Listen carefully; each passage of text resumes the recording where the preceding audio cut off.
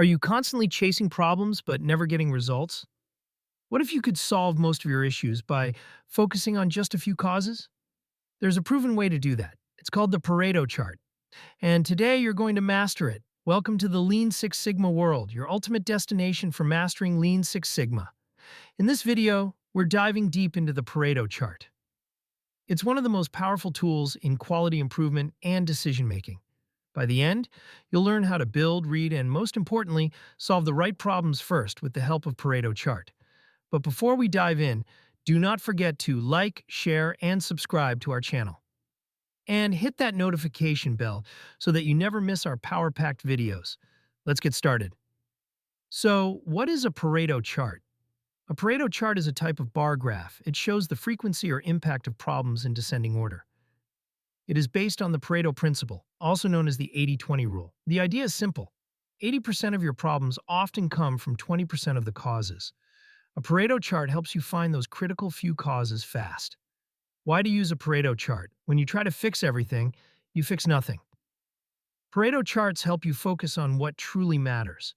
They show you where to start, where to invest time, and what to ignore. This saves resources, speeds up results, and boosts efficiency. How to create a Pareto chart? There are 6 easy and simple steps available. Step 1. Collect data on the type and frequency of problems. Step 2. Sort the problems in descending order. Step 3. Calculate the cumulative percentage. Step 4. Create bars for each cause and a line for the cumulative percentage. Step 5. Draw a vertical line at the 80% mark on the graph. The causes to the left of that line are your top contributors. A real-world example of Pareto chart. Let's say a company faces 10 types of customer complaints, but after plotting a Pareto chart, they find that just 2 complaints cause most of the dissatisfaction. By fixing those 2, customer satisfaction improves drastically. That's the Pareto effect in action.